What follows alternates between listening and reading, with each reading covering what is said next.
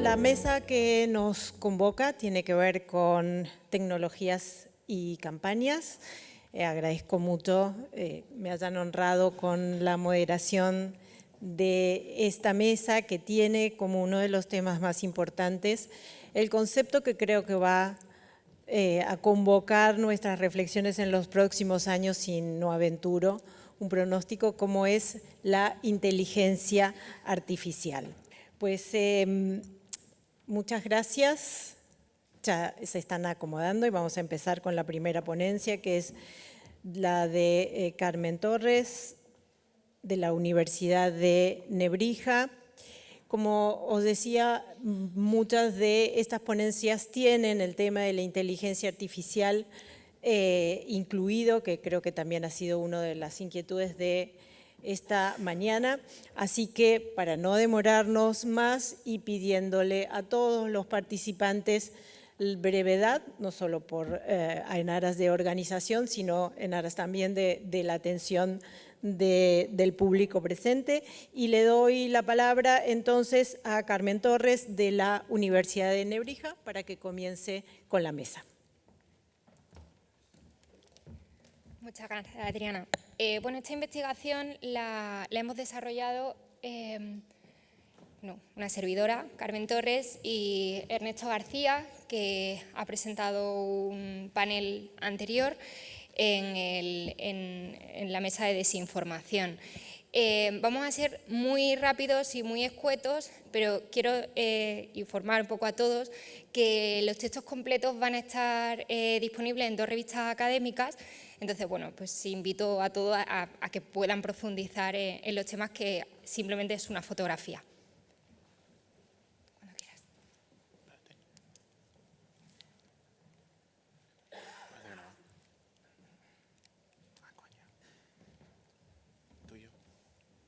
Bueno, muy rápidamente, como le he dicho, es un texto muy amplio. En la estructura sí que nos parecía importante plantearla. La estructura de nuestro artículo es simplemente una pequeña introducción en la que hemos profundizado en los conceptos de transformación digital y redes sociales en la comunidad, en la comunicación política de ámbito iberoamericano.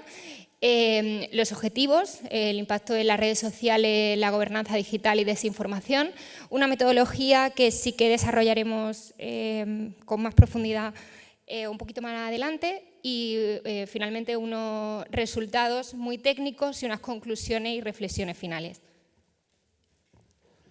Bien, para analizar la transformación digital y las redes sociales en la comunicación política, ¿no?, de los presidentes iberoamericanos, nos centramos en 4 ejes: en la gobernanza digital, en la desinformación, en el engagement que generan y en la transparencia de estos líderes iberoamericanos. Los objetivos principales de este estudio, que es gobernanza digital y desinformación en el contexto iberoamericano, era analizar las cuentas sociales, las cuentas de redes sociales oficiales, todas las cuentas de redes sociales oficiales de los presidentes, de los 22 presidentes de los países iberoamericanos, es decir, los 19 de Latinoamérica más Andorra, Portugal y España. Con esto eran 2 objetivos. Por un lado, ver qué redes sociales eran mayoritarias, cómo hacían uso de esas redes sociales los mandatarios iberoamericanos, si hacían un uso particular determinando las redes sociales que utilizaban o a quién se dirigían a través de esas redes sociales. Y por otro lado, lo que más nos interesaba con este análisis de contenido principalmente era la relación entre los índices de libertad de prensa de los diferentes países y la gobernanza digital de dichos países. La metodología ha sido una metodología muy simple, pero una metodología laboriosa. Es un enfoque principalmente cualitativo. O sea, realmente sí que hemos hecho una contabilización pues, muy básica, ¿no?, de las redes sociales oficiales de cada uno de los presidentes, pero no hemos hecho una investigación en profundidad, por ejemplo, de los live o los retweets que han hecho durante ese periodo de tiempo, porque entendemos que es un índice muy variable a lo largo del tiempo y no nos aportaba para esta investigación.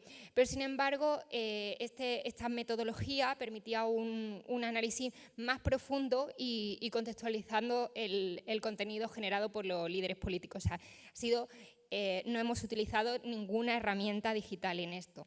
La muestra pues, ha sido las cuentas de redes sociales de los 22 países, de los presidentes de los 22 países iberoamericanos en todas las plataformas que hemos encontrado, es decir, Twitter, Facebook, Instagram, YouTube, TikTok, Telegram, Spotify, Threads, WhatsApp y Blue Sky.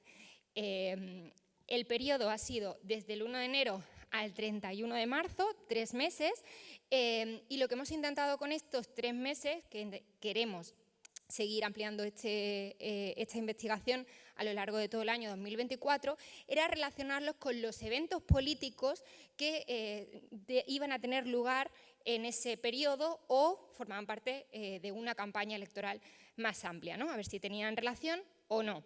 Y los criterios de análisis de contenido, los indicadores que hemos analizado son el tipo de mensaje, si era más informativo, más propagandístico, si se trataba de un desmentido, de una desinformación, si era una llamada de atención y si era un contenido más personal o emocional. Los temas recurrentes son economía, salud pública, seguridad, relaciones internacionales y políticas sociales, y hemos analizado también el lenguaje y el tono, si era más formal o informal, más técnico o coloquial, y si era un tono confrontativo o simplemente conciliador.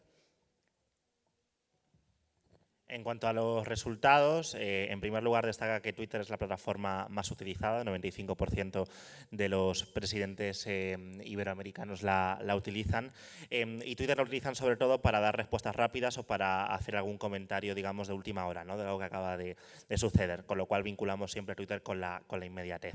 La segunda plataforma también en utilización es Facebook, con un dato muy similar al de Twitter. Facebook lo utilizan sobre todo para publicar aquel contenido que en otras plataformas no pueden por la limitación de espacio y de caracteres.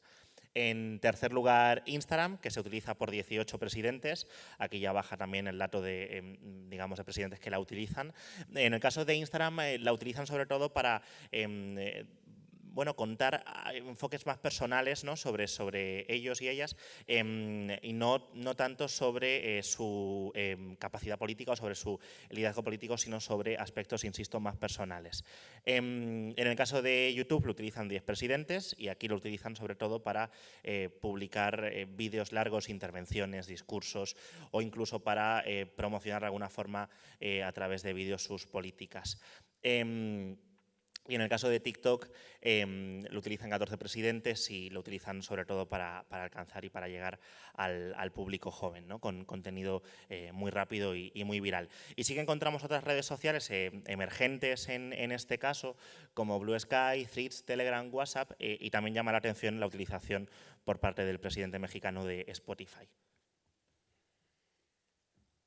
Aquí un dato que nos ha llamado la atención, que es verdad que está fuera de nuestro periodo temporal de la investigación, pero sí que es llamativo, es que estas redes emergentes han subido un 500% tras la prohibición de X, antes Twitter, en Brasil. Y Lula da Silva es el más activo con diferencia en esta red, junto con Milei y AMLO, que por ahora son los 3 presidentes que hacen uso de esta red. Y también nos ha llamado la atención el uso de Spotify, porque Spotify, aparte de utilizarlo para contenido muy un archivo entero de discursos o de materiales, la mayoría de los presidentes que usan Spotify es para compartir sus listas, o sea, como una llamada a mis gustos, ¿no? Una relación más personal. Vamos muy rápido porque creemos que además que nos queda poco tiempo y porque esperamos tener preguntas. En cuanto a los tipos de contenido, hemos analizado si es informativo institucional, personalista o emocional o híbrido, y relacionando también con las redes sociales a las que hace referencia. Es más informativo institucional en YouTube, más personal y emocional en Instagram y en TikTok, y es híbrido especialmente en Twitter y en Facebook, porque nos dirigimos a una audiencia un poquito mayor. En cuanto a la correlación con índices de libertad de prensa, nos hemos basado en la clasificación que ha hecho Freedom House y Reporteros Sin Fronteras, en los que hacían un estudio del índice de libertad de prensa y clasificaban con esta clasificación. Nosotros entendemos que hay un enfoque más participativo y de rendición de cuentas en aquellos países donde hay una alta libertad de prensa, y en países que se consideran una baja libertad de prensa hay un uso unidireccional y propagandístico de estos canales por parte de los presidentes latinoamericanos. En cuanto a las tácticas de combate de desinformación que hemos identificado en estas redes, en primer lugar está el fact-checking proactivo, especialmente en Lula da Silva y en Pedro Sánchez, que usan campañas activas en Twitter e Instagram, incluso con hashtags específicos para hacer una llamada al tema de la desinformación. Tenemos que tener en cuenta que en estos dos países el tema de la desinformación está muy en boga, y las colaboraciones con plataformas, especialmente en Chile y en Portugal, que hay una colaboración institucional con Facebook y Twitter para verificar el contenido a tiempo real. Y ya para ir terminando, las conclusiones que extraemos. En primer lugar, la diversificación estratégica y la personalización de la comunicación, es decir, como están presentes en múltiples plataformas y con múltiples targets, digamos, ¿no? de la comunicación digital, llegan a diversas audiencias y se personaliza también en redes, como decíamos, como por ejemplo en Instagram, ¿no? Para ese aspecto más cercano.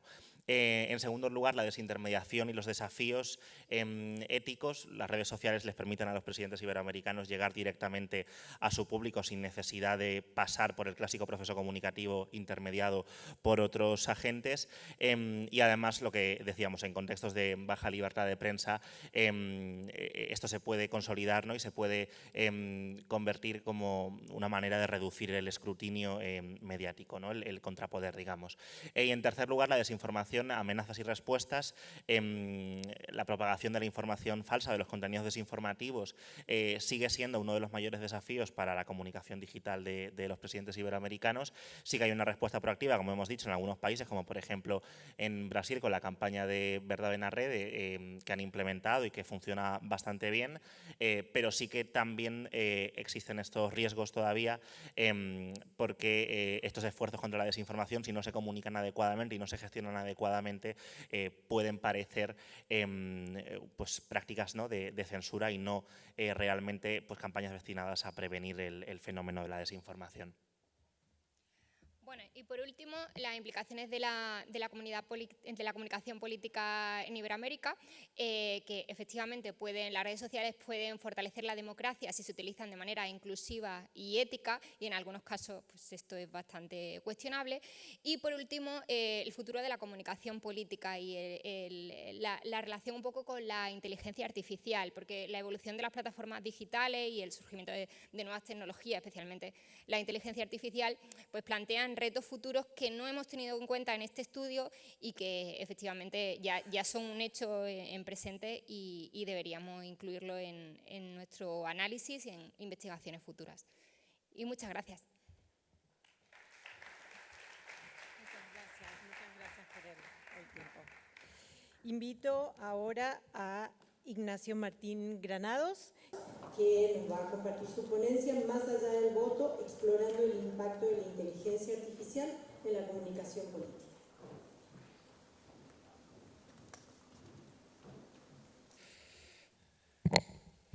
Muy buenos días. Voy a poner un cronómetro. Perfecto. Bueno, ¿sabéis quién es este señor? John von Neumann, quizá nosotros como científicos sociales o aspirantes a ello, le conoceremos más por la teoría de juegos, pero es uno de los padres también de la computación. Y en 1955 publicó un artículo que decía eso, si podemos sobrevivir a la tecnología. Bueno, antes de nada, deciros que lo que voy a presentaros es un estado del arte, un estado de la cuestión de la aplicación de la inteligencia artificial a la comunicación política, tanto a las campañas electorales como a la gestión de gobierno y el propio uso que hacen los partidos políticos. Tampoco les sorprenderá a ninguno de los asistentes que en los últimos tiempos solamente se habla de inteligencia artificial, está en la sopa. Pero esta irrupción se debe a que en el año 2022 se presentó la inteligencia artificial generativa, el ChatGPT, ¿no?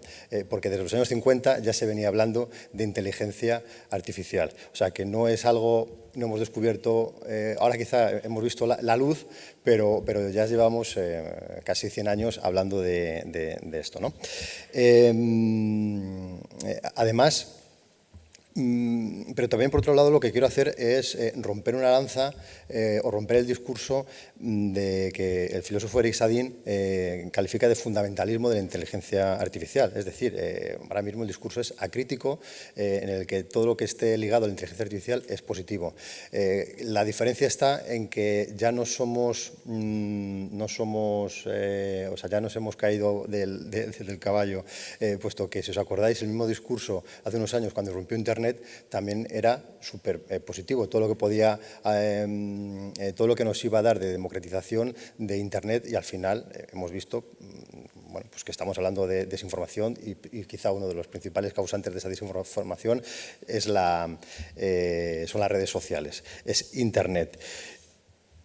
Por ejemplo, el informe de riesgos globales del 2024 del Foro Económico Mundial sitúa como el principal problema global, a nivel mundial, la desinformación, el primero de los problemas globales. Y dice que para los próximos 10 años lo baja al quinto, y sitúa también a la inteligencia artificial como sexto problema, porque amplifica la desinformación. Bueno, el caso es que, como os decía, la irrupción de Internet y Cambridge Analytica pues hizo que se revelaran los efectos negativos de Internet. Por entrar ya en materia, ¿qué usos se están dando ahora mismo y podemos hacer de la inteligencia artificial en la gestión electoral? Bueno, pues si dividimos este proceso en el periodo preelectoral, electoral y postelectoral, son muy variados. Quiero que no penséis solamente en el ámbito de España, sino a nivel global, ¿no? Desde gestión de listas de votantes, con un proceso de limpieza y de auditoría de las mismas, ubicación de cuáles son los mejores emplazamientos de votación y asignación de recursos, cuáles son también los lugares más seguros y predecir a través de lectura de redes sociales donde puede haber conatos de violencia, compartir información electoral, luego vamos a ver algún ejemplo de ello.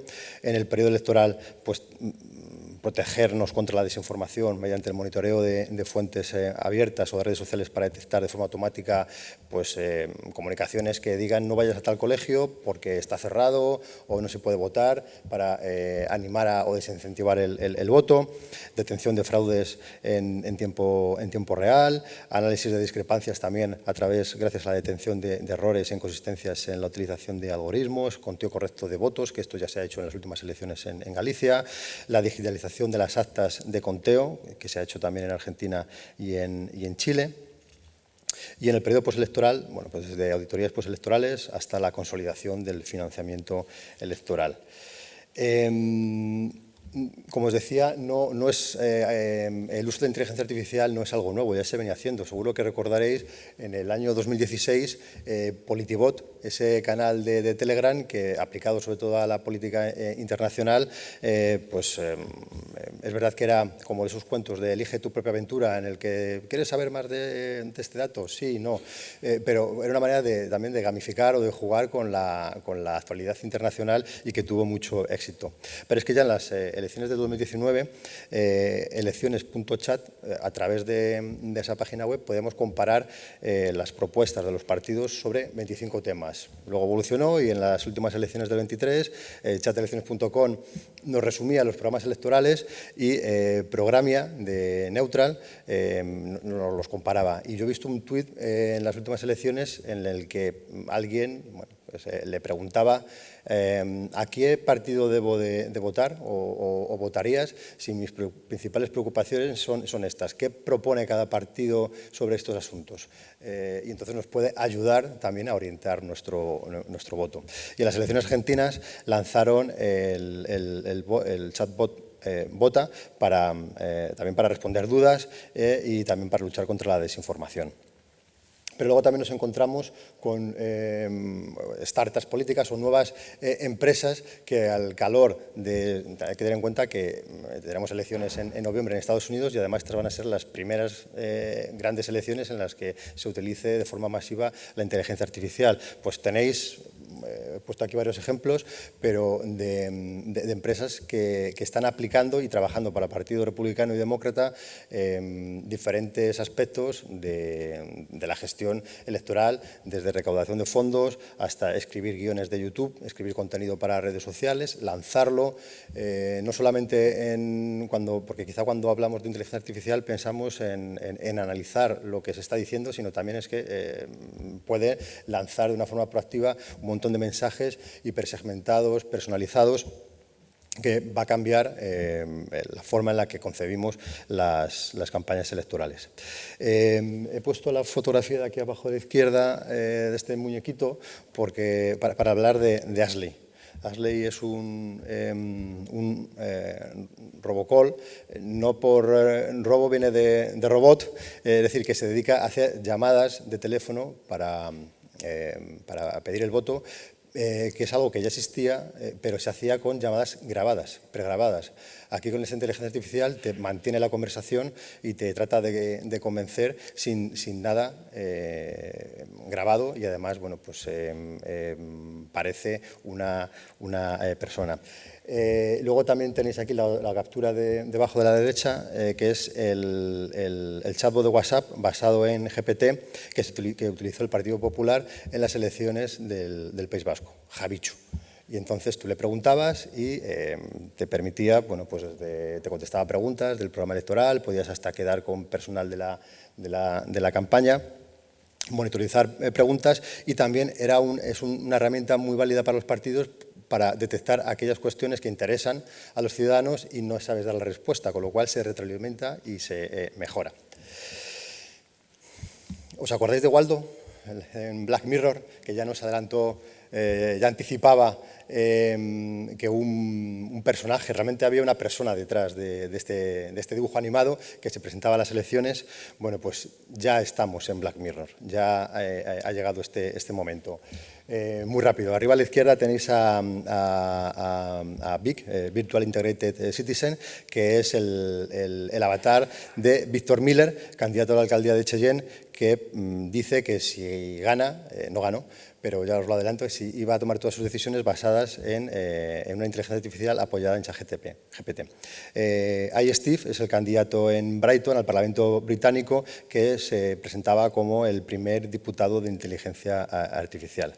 Pero luego también tenemos otros políticos virtuales. Hasta ahora aquí había personas detrás, como San en Nueva Zelanda, Michihito Matsuda, que se presentó en 2018 en Japón, y quedó el tercero de 11 candidatos, 4.000 votos que obtuvo. Nour en el Líbano o Alisa en el 2018 que se presentó en Rusia, ¿no? También tenéis el logo del centro, es el del partido sintético danés, en el que su cara pública es el chatbot Líder Lars, que lo que ha hecho es alimentar la inteligencia artificial con las propuestas de los partidos minoritarios desde 1970 para dar voz a aquellos que no han obtenido representación. Bueno, hay más ejemplos que luego si queréis en el café, en la comida, os cuento. Pero claro, no todo es bonito y lo que pretendo es presentaros tanto las malas prácticas, las disfunciones, como aquellos hechos positivos. En cuanto a disfunciones, pues, ¿con qué nos encontramos? Manipulación audiovisual con fines políticos, creación y difusión de contenido falso, los deepfakes que ya han salido a lo largo de toda la jornada, discriminación algorítmica, etcétera. Y esto lo que conlleva son una serie de amenazas como pues, socavar la confianza en tanto los medios de comunicación como en los candidatos, la manipulación de las percepciones que fomentan la polarización, la dependencia excesiva de empresas privadas que no rinden cuentas puesto que son privadas, infoxicación y distorsión de la realidad, también una ruptura de la equidad comunicativa donde los candidatos peor equipados pues, tienen menos posibilidades, los peor equipados tecnológicamente son menos competitivos, alimentación de sesgos de confirmación y cámaras de eco, etcétera. En cuanto a usos positivos de campañas electorales, pues os podéis imaginar, desde analizar algo que ya se hace, ¿no?, con el Big Data o la minería de datos, ¿no?, analizar grandes cantidades y súper rápido de datos en redes sociales y otros medios, identificar patrones y tendencias para entender mejor las preocupaciones de los ciudadanos, elaboración de mensajes de texto y difusión masiva, segmentación y personalización de mensajes y publicidad, mejora de la capacidad de participación democrática con ágoras virtuales en el que resuman las propuestas de los ciudadanos, que es uno de los problemas que hay hoy en día. Si nos juntamos miles de personas, cómo canalizamos todas las opiniones de esos ciudadanos, con lo cual podríamos estar incluso a hablar de una democracia participativa y no tanto deliberativa. Las robollamadas, detección automatizada de contenidos desinformadores, etcétera, etcétera. Y luego también el uso de la inteligencia artificial en la comunicación gubernamental, principalmente destacaría el apoyo para la toma de decisiones, pudiendo simular escenarios y evaluar resultados, mejorar la eficiencia de los mensajes con la posibilidad de generar mensajes a medida. Una cosa que hizo el alcalde de Nueva York, y que por cierto fue muy criticado, es hacer llamadas a diferentes colectivos, llamadas en español, yiddish, haitiano, en diferentes idiomas. Se le criticó porque, claro, él no hablaba, entonces estaba engañando a la población, pero también es una forma de trasladar propuestas o preocupaciones por esos ciudadanos. Bueno, y como conclusiones, o más bien elementos para la discusión, lo que quiero plantearos es que la democracia es un eterno trabajo en progreso a lo largo de toda la vida. Ayer nos recomendaban el libro de Cómo mueren las democracias, es decir, no demos nada por sentado. La inteligencia artificial es una herramienta que nos viene a complicar o mejorar la convivencia. Estamos ante esa disyuntiva. Tratemos de trabajar para precisamente que nos ayude. Además, también estamos en los últimos años, hay una plataformización de la democracia en cuanto a una parte importante de la conversación se lleva a cabo en estas plataformas que también condicionan el debate público. Preguntaros o que reflexionemos en voz alta sobre si la crisis de autenticidad hará que los votantes regresen a los medios tradicionales que supuestamente son los confiables, creíbles y los autorizados, o si podemos creer, ya no podemos ni creer en lo que vemos ni en lo que leemos, y por tanto no vamos a confiar en nada y conseguiremos que la democracia sea más frágil. Es importante trabajar en la alfabetización digital más allá de la mera habilidad instrumental, sino también concienciando sobre el uso de estas herramientas que existen y lo que son capaces de hacer. También, ya con esto concluyo, que desde el ámbito de la política se tome el control de la inteligencia artificial, es decir, que haya una responsabilidad privada de estas empresas y plataformas, pero que también haya autorregulación por parte de las empresas y regulación de los poderes públicos para embridar este potencial peligro. Y finalizar con que la única certeza que tenemos hoy en día es que nadie puede predecir cómo se desarrolla la tecnología, pero lo que está claro es que la inteligencia artificial ha venido para quedarse y la política nunca va a ser la misma. La política en el futuro será muy diferente de la del pasado y debemos de aprender a convivir con ello, y nuestro papel como consultores, investigadores, es hacer un uso responsable de ello. Y aprovecho pues, para hacer espacio publicitario de ACOP y recordaros que tenemos un código ético que debemos cumplir, porque muchas veces se nos critica a las personas que estamos detrás o al lado de los políticos, y empecemos por nosotros mismos y con las personas que tengamos a nuestro alrededor a hacer un uso ético de la comunicación y la política. Muchas gracias. Gracias. Invitamos ahora a los ponentes del impacto de las herramientas de la inteligencia artificial generativa en la comunicación política, creación y promoción de un partido para las elecciones europeas de 2024, que fue desarrollada por Pablo Martín y Gabriel Ortega de la institución educativa Aleph. Insisto, como a todos, en el cumplimiento del tiempo. Gracias. Buenos días a todos y gracias por estar en este congreso. Nosotros hemos venido a presentar algo experimental. En el surgimiento de ChatGPT dijimos, bueno, vamos a probar cómo podemos llevar esto al desarrollo de un partido político. Y estuvimos pensando incluso registrar el partido, pero bueno, era un poquito más complicado, pero sí dijimos, oye, ¿hasta qué punto podemos generar un partido político o todo lo que rodea un partido político usando solo herramientas de la inteligencia artificial?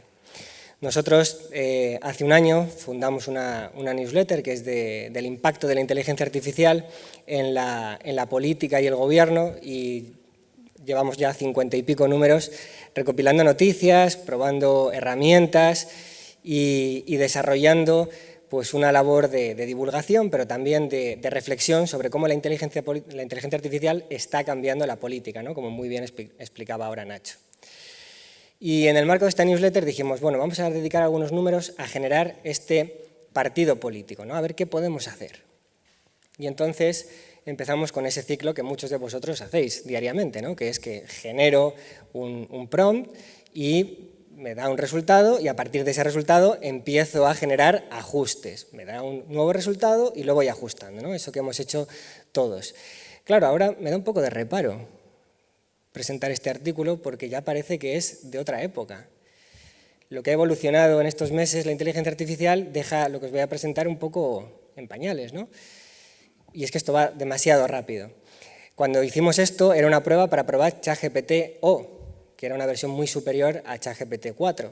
ChatGPT 4o era bastante superior y queríamos ponerla a prueba. Pero no solo con ChatGPT, ¿no? Sino que usamos Midjourney, una aplicación para generar páginas web, Microsoft Designer, Suno para canciones, bueno, algunas más que no aparecen ahí.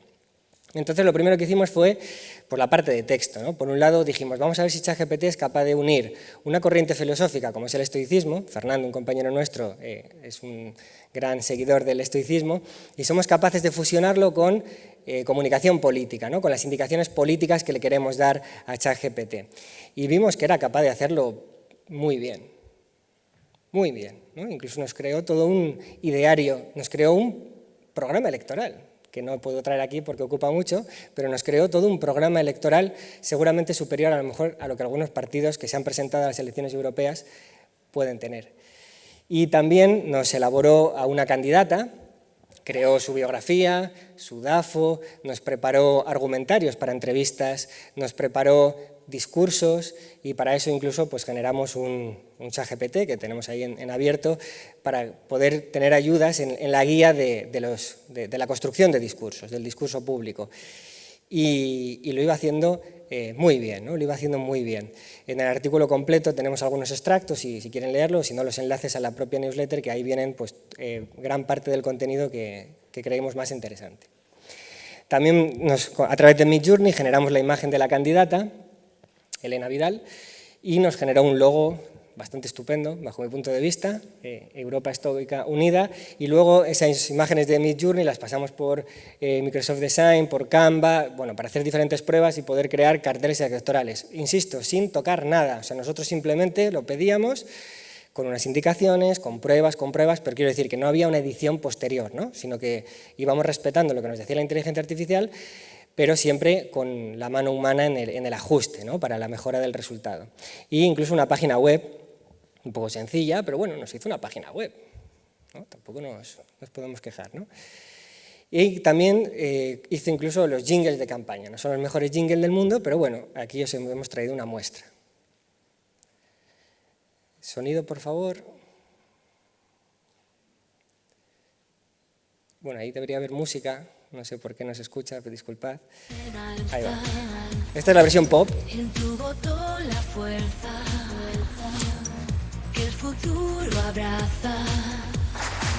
Justicia, paz y sabiduría. Bueno, esto son aplicaciones que podéis usar todos, Udio, y ahora os voy a poner la versión rock, que es la de Suno, que es un poco más curiosa. Estoica, unida, nuestra voz se alza. Tu voto la fuerza que el Bien. futuro abraza, avanzando juntos por una Europa mejor.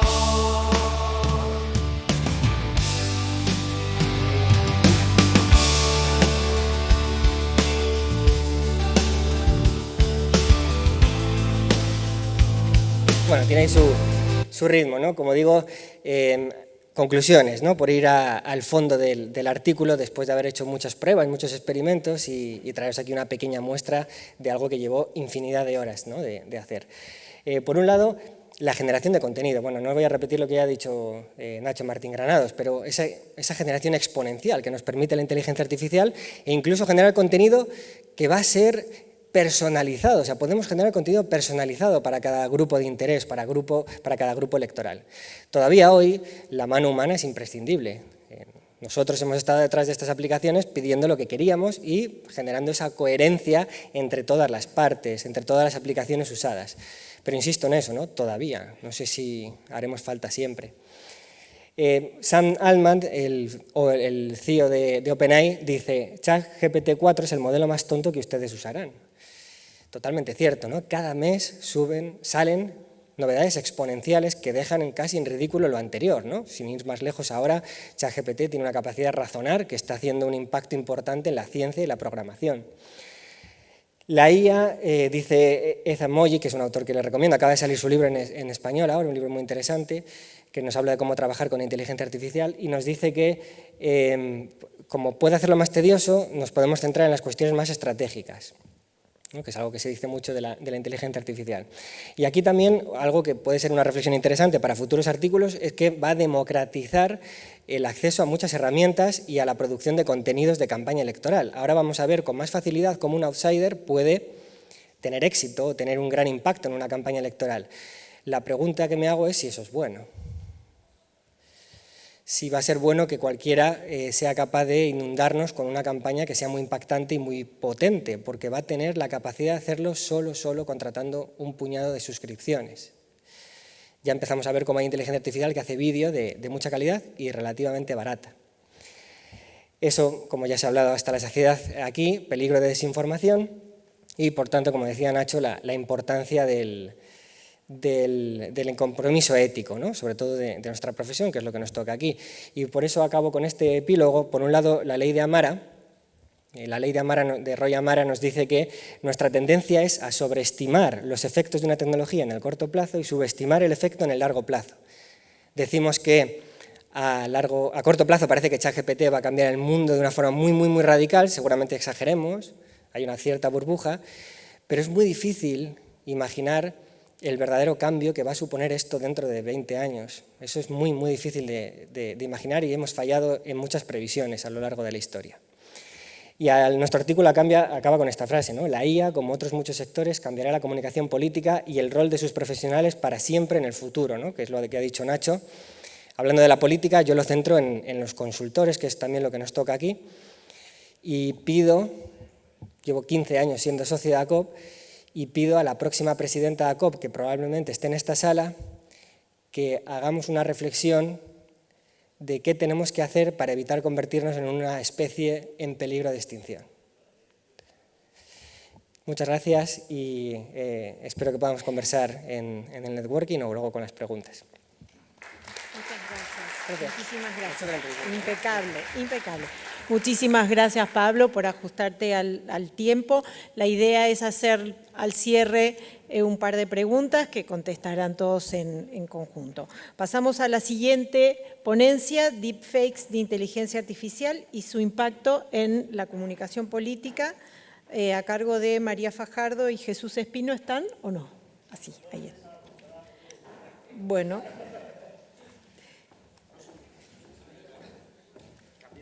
¿Cambió? Bueno, Queda con el título anterior. Muchas gracias. perdón entonces. No, no hay problema, no hay problema. Activo el cronómetro. Buenas tardes a todos. Nosotros, cuando digo nosotros me refiero a María Fajardo, a Amparo García y a mí mismo. Lo que traemos son tendencias en las campañas electorales municipales con un caso concreto, en este caso cercanísimo, que es el de Paco de la Torre, del Partido Popular de Málaga, en las elecciones municipales del año pasado, del año 2023. Bueno, en primer lugar, como creo que es sabido por casi todos los que estáis aquí, el resultado electoral del año pasado le hizo recuperar la mayoría absoluta, obtuvo de hecho el mejor resultado de todas las capitales de provincia de España y lo que ocurrió fue que confluyeron dos factores, uno la tendencia al alza de la marca Partido Popular y el otro la conjunción de lo primero con esto que es su marca personal. Recuperó 17 concejales, que era ya una marca previa que había alcanzado en 2 ocasiones, en una obtuvo 19 y dejó atrás los gobiernos en minoría del periodo 2015-2023, 8 años en los que necesitó del apoyo de Ciudadanos para poder seguir al frente del equipo de gobierno. El análisis que planteamos tiene que ver con, por supuesto, la construcción de mensajes, del propio eslogan, pero también con las novedades introducidas respecto a campañas anteriores, de ahí el planteamiento, como decía al principio, de las tendencias, en lo que tiene que ver con la introducción de fotografía, con el uso intensivo de vídeo, con el uso no solo en televisión, sino en posteriores instantes de los minutos de oro de los debates electorales y, por supuesto, también con los temas y la incidencia de todos los contenidos en los medios de comunicación, pero sobre todo atendiendo la segmentación máxima que en anteriores campañas no se había producido, ¿no? En cuanto al cronograma de la construcción de los mensajes, evidentemente no es muy distinto del que puede haber en cualquier otra campaña electoral. Arrancamos con la construcción del eslogan a partir de encuestas, no solo encuestas propias, sino las que se publicaron en medios de comunicación.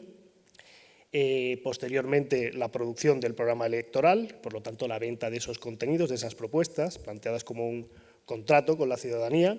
Y, en último lugar, rematando el proceso, las redes sociales y la atención de medios de comunicación, he de decir que necesariamente en ese orden. Los medios, evidentemente, son muy importantes, pero las pantallas personales lo son más de cara a esa segmentación a la que me estoy haciendo referencia. ¿Por qué hablamos de caso Paco de la Torre? Bueno, los que estuvisteis ayer en la recepción creo que sabéis por qué, pero hay elementos claros y datos claros. Tenéis ante vuestros ojos los datos de las elecciones del año 2019. Se dio la circunstancia en esos comicios de que depositábamos 2 papeletas de una vez, en 2 urnas distintas, entendedme, pero prácticamente de manera simultánea, ¿no? Y ahí tenéis el diferencial de europeas y municipales, segunda y tercera columna, y el resultado es sorprendente, en el sentido de que el mayor mordisco, por decirlo así, es de Ciudadanos, ya veis, 16.880 votos, pero es que también hay un trasvase procedente del Partido Socialista e incluso de Podemos, Izquierda Unida, y por supuesto también de Vox, ¿no?, que sería la segunda bolsa más numerosa. No olvidemos que el día 28 de abril de ese año hubo elecciones generales. No hemos incorporado esa tabla, pero en esas elecciones generales el resultado del Partido Popular en Málaga Capital fue malo. Fue la tercera fuerza política por detrás de Ciudadanos. Estas elecciones europeas y municipales fueron justo un mes después. Por eso hay caso. Es decir, los datos lo avalan ya, más allá de que estemos hablando de uno de los alcaldes más carismáticos de España, de la democracia acá, solo comparable con Tierno Galván en Madrid y con Azcuna en Bilbao, ¿no? Bueno, planteamiento, el objetivo evidentemente, como el propio título del artículo indica, es detectar tendencias, tomando como referencia ese caso, identificar el enfoque estratégico, señalar los aspectos creativos e innovaciones introducidas como objetivos específicos, como he dicho al principio, sobre todo en lo que tiene que ver con lo audiovisual, y las hipótesis pues tienen que ver con la tendencia a la personalización, que se extrema, como veremos, la tendencia a que la proyección del candidato empiece en las redes y acabe en los medios, no al revés, como había sucedido hasta 2019, y la tendencia clara hacia una segmentación máxima. En este sentido, bueno, pues la metodología planteada es una metodología mixta, hablamos de un estudio de caso, como he dicho al inicio, una investigación que es de carácter exploratorio y en la que combinamos lo cuantitativo y lo cualitativo, ¿no? Incluso planteando también, cuando hagamos el desarrollo de la investigación más adelante el uso del análisis crítico del discurso de Van Dijk, ¿no? En lo que tiene que ver con creatividad, ya yendo a avance de resultados, bueno, pues hay un salto enorme en lo que tiene que ver con el uso de la fotografía profesional. No es habitual que en unas elecciones municipales se use fotografía profesional. Lo habitual es utilizar teléfonos móviles. Bueno, pues se vetaron los teléfonos móviles, tanto para foto como para vídeo, y en ese aspecto, bueno, pues se dio un salto importante, ¿no? En lo que tiene que ver con el programa de gobierno, un proceso participativo a escala, dentro de lo abordable y lo posible, con total transparencia, planteando la recogida de propuestas, posteriormente colgando el programa, haciendo una presentación dinámica, abierta, distinta, no una rueda de prensa al uso, ¿no?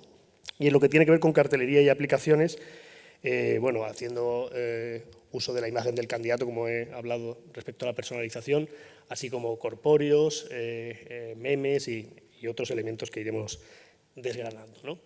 La fotografía profesional, bueno, pues supone un salto de gigante y ha hecho que la campaña tenga una identidad extra que, como digo, no había tenido hasta 2023. En 2019 y anteriores no había sido así, ¿no? Creatividades con uso intensivo de marca personal, buscando alcanzar públicos más jóvenes, eligiendo temas que preocupan a los más jóvenes, persiguiendo ese target que no se alcanza con medios de comunicación de una manera total, sino de una manera bastante parcial, ¿no?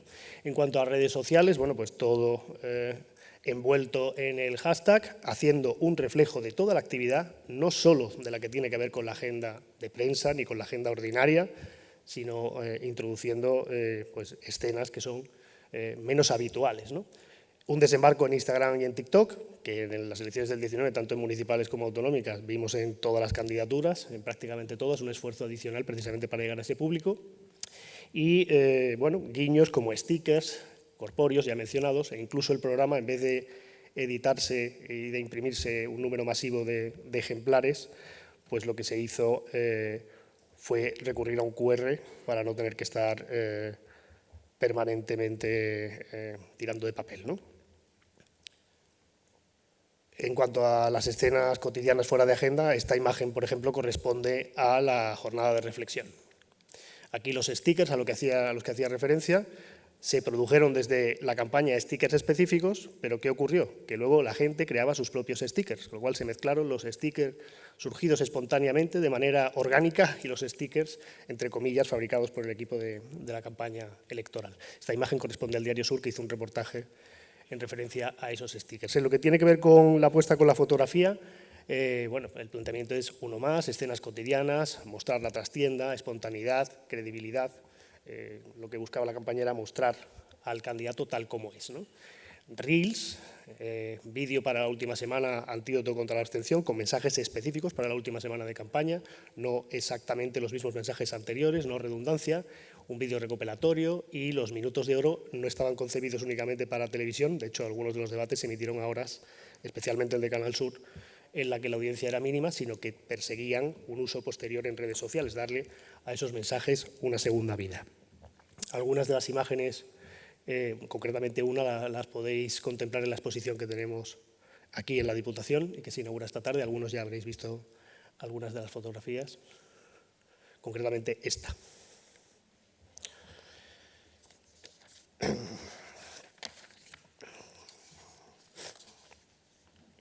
En lo que tiene que ver con eslogan, mensajes, medios, segmentación y escrutinio, bueno, planteamos una personalización total, es la conclusión que se alcanza al examinar la huella de la campaña, una integración en todos los soportes, una integración incluso del eslogan en los discursos, de una manera muy natural y orgánica.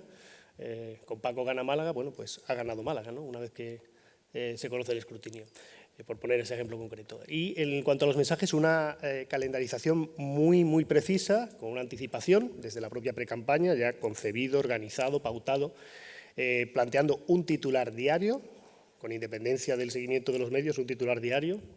Insisto en primero redes, después medios. Los medios son importantes, pero las redes hoy en día lo son más. Presencia territorial, homogénea, en todos los distritos de la ciudad, y la elección de espacios singulares para vender los mensajes pegados al terreno, ¿no? En cuanto a medios de comunicación, un total de 24 ruedas de prensa. Insisto, el hecho de anteceder redes no significa que no haya que darle importancia a los medios, más nos vale que los medios sigan teniendo importancia. Más de 20 entrevistas en medios locales, pero también nacionales, insisto en la relevancia del personaje en ese sentido, atendidas todas las peticiones, incluso las de micromedios, territoriales, de distritos, medios que aparentemente pueden tener poca relevancia, pero que al final también cuentan, ¿no? Por supuesto, el paradigma antiguo continúa, quiero decir, también hay actos, hay mítines, hay debates, hubo 2, hay foro, el típico foro de Foro de Europa, ¿no?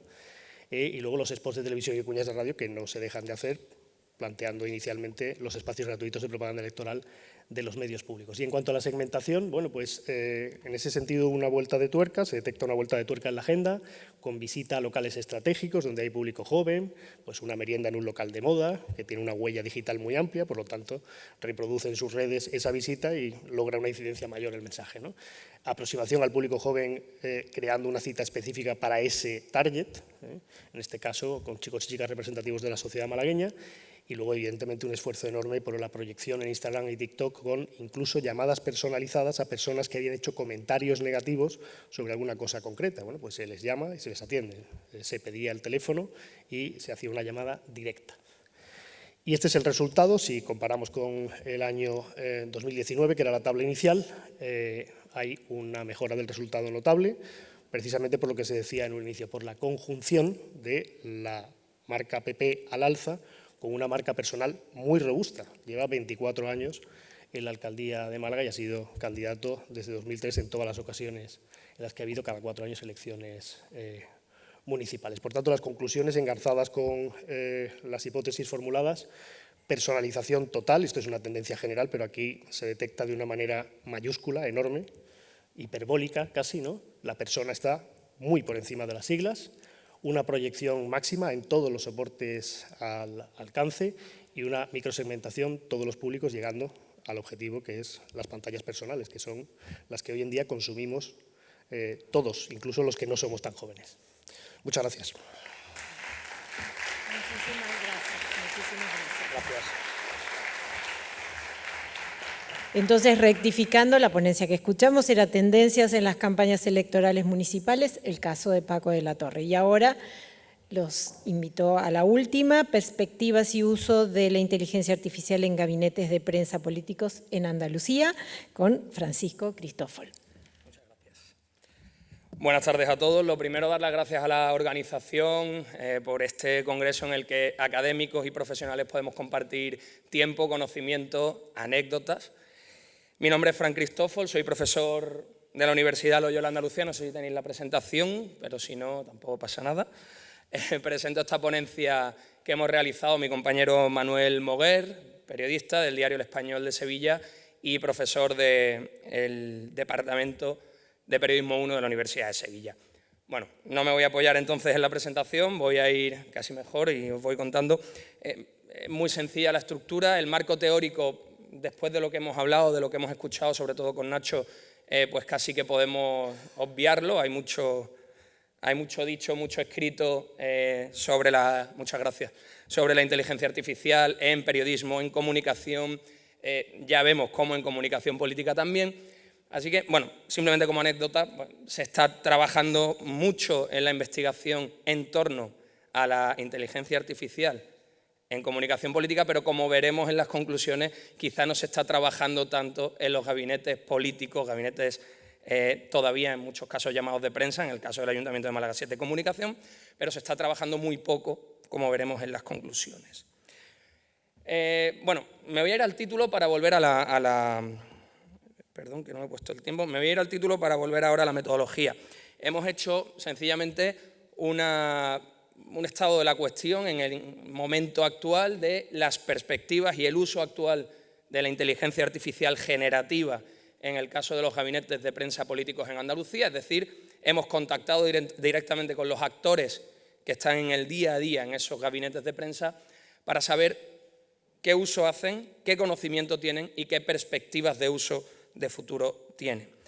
La metodología ha sido una encuesta con respuestas abiertas y cerradas, donde a pesar de haber enviado más de 60 solicitudes, solamente hemos recibido la respuesta de 10, es una de las limitaciones o la principal limitación de este estudio. Más de 60 solicitudes, solo 10 respuestas, algunas de ellas incluso con persecución y amenaza para la respuesta. Como sabéis todos, los gabinetes políticos, aún en tiempos de baja intensidad, no suelen tener tiempo. Bueno, ahí vemos, hay 10 entrevistados y los hemos codificado por el gabinete al que pertenecen, ni siquiera por el cargo. En su mayoría son todos jefes de prensa o coordinadores, gabinete de prensa de la Junta de Andalucía del presidente, Consejería de Economía, Hacienda y Fondos Europeos, ayuntamientos de Torremolinos, Málaga Capital, Fuengirola o Alhaurín de la Torre y Parlamento de Andalucía, Diputación de Málaga, Consejería de Salud y Consumo y Consejería de Universidades. Tenemos, que era lo que pretendíamos para este estudio preliminar, tener a los tres niveles a nivel regional identificados, es decir, tenemos una diputación, tenemos ayuntamientos de grandes y medianas poblaciones y tenemos consejerías, así como el elemento más institucional que es el Parlamento de Andalucía. Planteamos 15 preguntas en 3 bloques, un primer bloque de 5 preguntas que ahora veremos con los resultados, donde preguntábamos sobre el conocimiento actual de la inteligencia artificial, de herramientas en estos gabinetes, un segundo bloque sobre el uso que estaban haciendo en los gabinetes y cómo estaban desarrollando o experimentando con ellos, y un tercer bloque en el que hablábamos de perspectivas de futuro. Por lo tanto, nos vamos a ir a los resultados.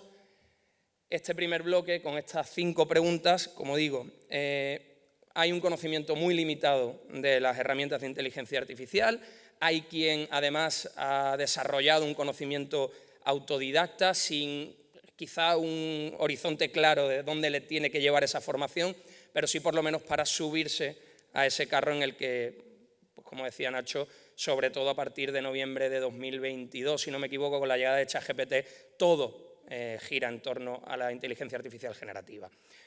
Como digo, no se ha recibido en ningún caso formación específica sobre inteligencia artificial aplicada a la comunicación política. Hay uso desigual de herramientas de forma consciente en las entidades, hay quien sí utiliza de forma consciente algunas herramientas, ChatGPT, Riverside, etc. La mayoría es, eso sí, conscientemente incompetente, saben que no tienen un nivel de conocimiento suficiente y bueno, la principal barrera es la resistencia al cambio, la falta de formación y el tiempo limitado. El tiempo limitado que nos hemos encontrado como principal barrera para tener unos resultados con más encuestados es el mismo problema que tienen los gabinetes en el día a día. Tiempo limitado para formarse, tiempo limitado para poner en marcha nuevas estrategias, para utilizar nuevas herramientas. Perdón, aquí.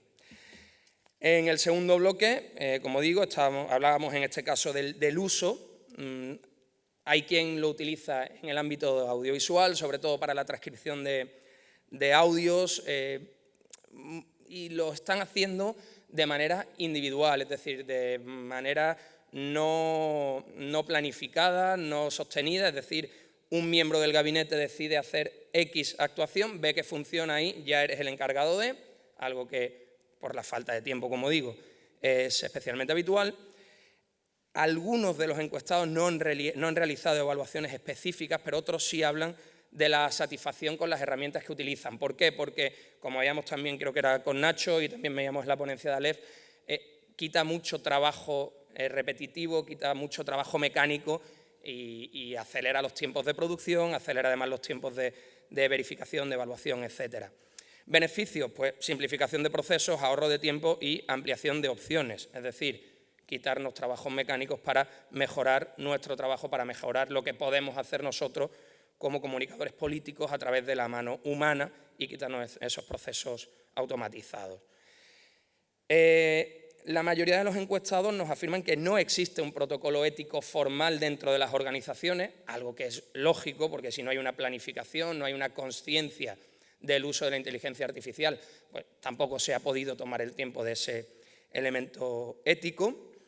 Y en cuanto a qué tipos de datos alimentan las herramientas de inteligencia artificial, pues obviamente en el día a día, vídeos, audios, el caso obvio de los gabinetes de prensa, pues los discursos, las intervenciones, etc. Por último, en el tercer bloque, vemos esa perspectiva de futuro, cómo, siendo conscientes del uso limitado que tienen los gabinetes, sí son conscientes de que en el futuro la inteligencia artificial acabará impactándoles, sí o sí. ¿Qué aplicaciones futuras de la inteligencia artificial consideran que podrían ser beneficiosas para el gabinete? Pues prospección de datos, una vez más, eliminar esos elementos que requieren de tiempo y de tener personas, recursos humanos dedicados a algo que con la inteligencia artificial puede devolver datos solamente para verificar, es decir, disminuir esos tiempos, la segmentación de las audiencias, generación de informes en tiempo real. En cuanto a un elemento muy importante, ¿cómo puede la inteligencia artificial mejorar la comunicación con los ciudadanos? Potencial para mejorar la personalización de los mensajes, algo que se hace actualmente, pero en muchos casos sin el uso de la inteligencia artificial generativa, que ya no le ponemos ese adjetivo, perdón, ese apellido de generativa, porque la damos casi por supuesto. Pregunta 13, los principales desafíos éticos, la evolución tecnológica y la gran gestión, de la gran cantidad de contenido generado por inteligencia artificial. En cuanto a medidas necesarias, formación continua, como decía, no es algo en absoluto peyorativo, esa consciencia de la incompetencia, es algo muy positivo porque nos lleva a esta pregunta, a la respuesta a esta pregunta.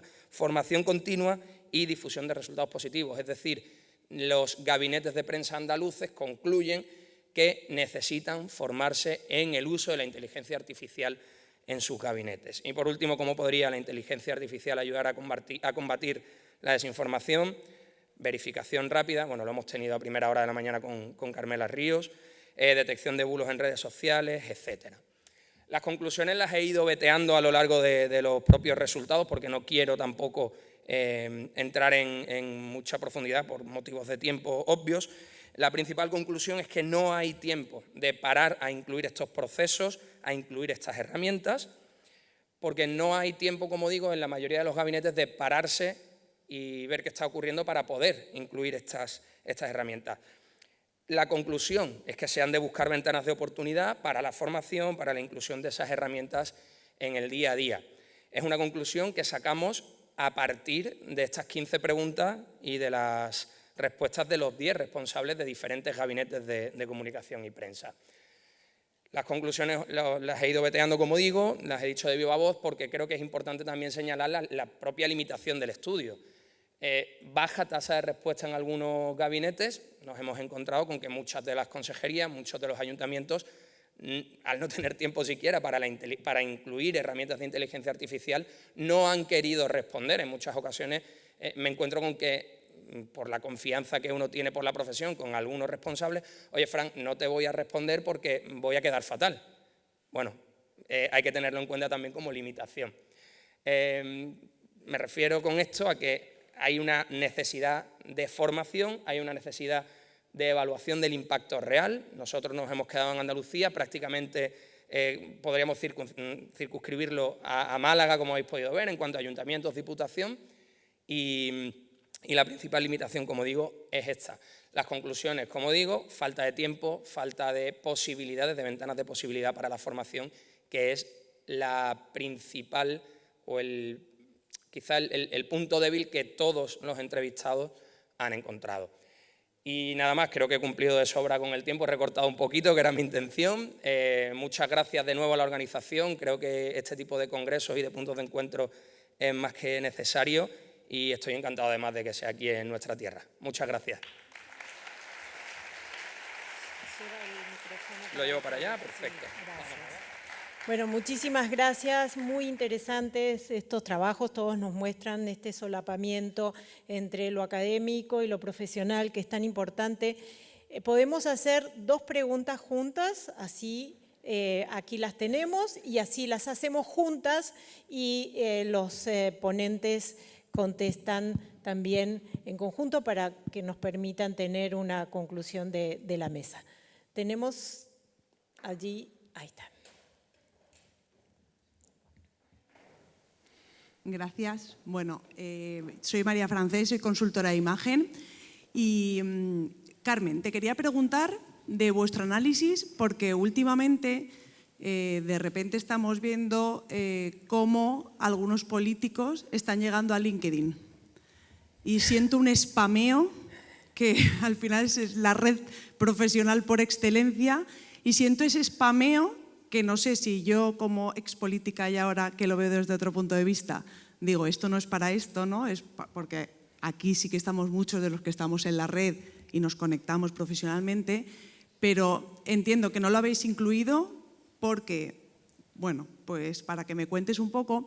Y yo que he estado 20 años en política y ahora estoy muy enfocada a la imagen, al liderazgo, a la marca personal, ¿no? Lo que hablaba Jesús, que hemos hablado tanto de Paco de la Torre, siento, y no recuerdo tu nombre, ¿Ignacio? Ah, no, Pablo. A lo que has planteado de la supuesta futura presidenta, creo que la inteligencia artificial en nuestro papel es llevarnos a nuestro terreno y hacer un 10-80-10 y que no nos sustituya, pero que la podamos hacer nuestra. Yo creo que es importante, bueno, al final es un aliado. Es un aliado que a veces recorta procesos. Ese es mi punto de vista. Muchas gracias. Muchísimas gracias. Hacemos la otra pregunta, que justo estaba por ahí cerca, y así todos contestan en conjunto, y también invito a quienes no fueron consultados en directo también que sumen su reflexión. Sí, por favor. Hola, ¿cómo están? Mucho gusto. Mi nombre es Gary Puya. La pregunta viene dirigida también para Jesús. Jesús, de la ponencia de justamente Paco de la Torre. Mencionabas mucho dentro de la personalización que utilizaban canales digitales, sin embargo no fuiste específico. Me gustaría saber en cuál de esos canales utilizabas este tema de la cotidianidad. Sabemos que en muchísimos casos, tanto TikTok como Instagram se prestan para eso, pero sería interesante ver cómo específicamente se lo usó dentro de la campaña. Y mi segunda pregunta, que va de la mano, tiene que ver con la ponencia de Francisco.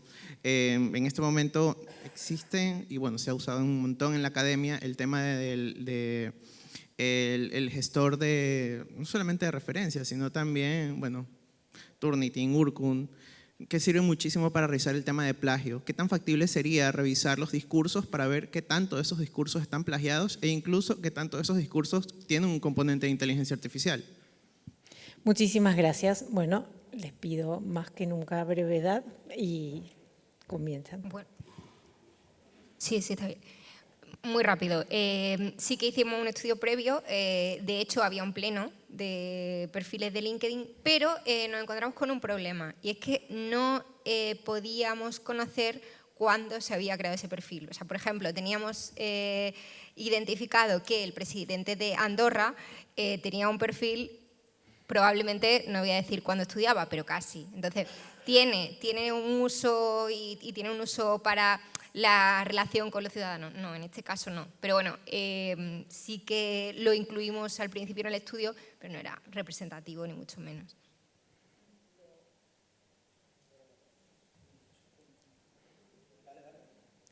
Bueno, en relación a las redes sociales utilizadas, fundamentalmente son Instagram y Facebook.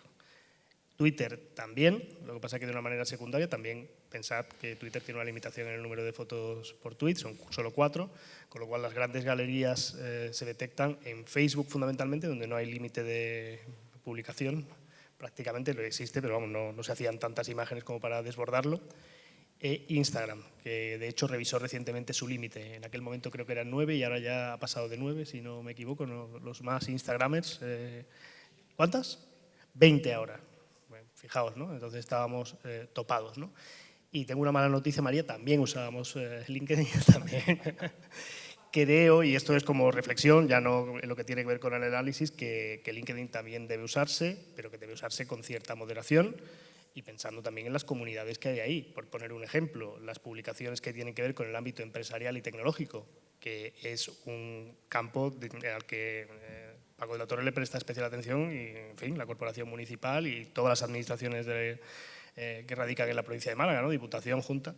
Pero yo creo que hay muchas posibilidades, pero evidentemente hay que cuidar que no haya un spam, como tú describías, que al final, en fin, haga que el receptor de ese mensaje acabe dejando de seguir la cuenta, ¿no?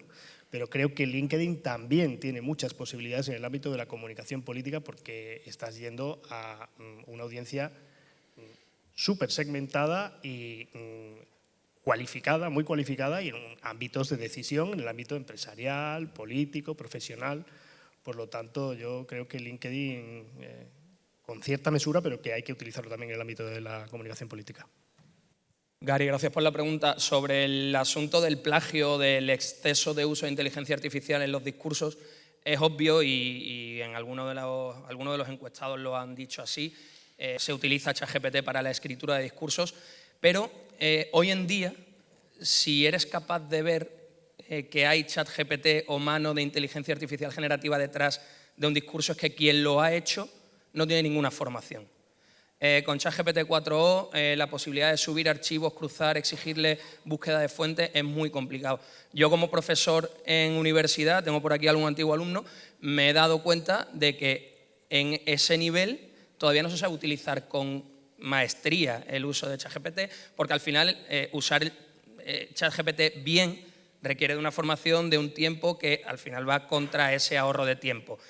La cuestión es que los gabinetes que sí lo utilizan, sí se han tomado esa curva de aprendizaje previa, con lo cual ya es muy complicado encontrar posibilidades de plagio, porque en muchas ocasiones se trabaja con documentación propia en chats temporales de ChatGPT, le dice necesito una intervención de 4 minutos a partir de este documento oficial y no me gusta, es lo más coloquial. Le puedes ir dando órdenes hasta el punto de prácticamente no poder distinguir la mano humana de la mano de la inteligencia artificial. Incluso le puedes subir documentos de intervenciones anteriores para que copie el estilo, para que copie los adjetivos. La posibilidad es infinita. Hay que tomarse el tiempo de inicio de curva de aprendizaje para aleccionar bien a tu ChatGPT, que utilice esa memoria que ahora desde hace muy poquito, no sé cuánto tiempo salió la memoria de ChatGPT 4o, hace muy poquito. Tú hablabas de mensualmente salían nuevas y exponencialmente se multiplicaban las funcionalidades. Es muy difícil encontrar el plagio o la mano si hay detrás un profesional que ha tenido el tiempo de formarse y de entender qué está utilizando. Bueno, María, totalmente de acuerdo. Actualmente la mano humana es clave, es imprescindible, pero no tengamos miedo a usarla, ¿no? Yo cuando empecé a estudiar me decían, no, es que buscar en Google es trampa, ¿no? ¿Cómo que es trampa? ¿Tengo que ir a la biblioteca? No, puedo buscar en Google, ¿no? Pues lo mismo, ahora hay que saber usarlo correctamente y tener la formación para hacerlo bien, ¿no? Y trastear, al final trastear. Y yo cuando os lanzaba ese desafío, ¿no?, un poco provocador, es pensando en AGI, ¿no? Cuando llegue la inteligencia artificial general, eso es otra cosa. Eso será otra cosa. Y no mencionaba a Óscar por no meterle en un marrón, ¿no?, sino que creo que esto va a ser para el próximo mandato, que habrá que hacer esa reflexión de la profesión. ¿Cuál es nuestro papel? ¿Cuál es nuestro papel? ¿Cuántas personas van a hacer falta para hacer el trabajo que hoy hace mucha gente? Esa es la reflexión que creo que deberíamos hacer como colectivo, bajo mi punto de vista. Excelente pregunta para facilitar después la conversación en la comida. Les pido un caluroso aplauso para los ponentes. Felicitaciones a todos.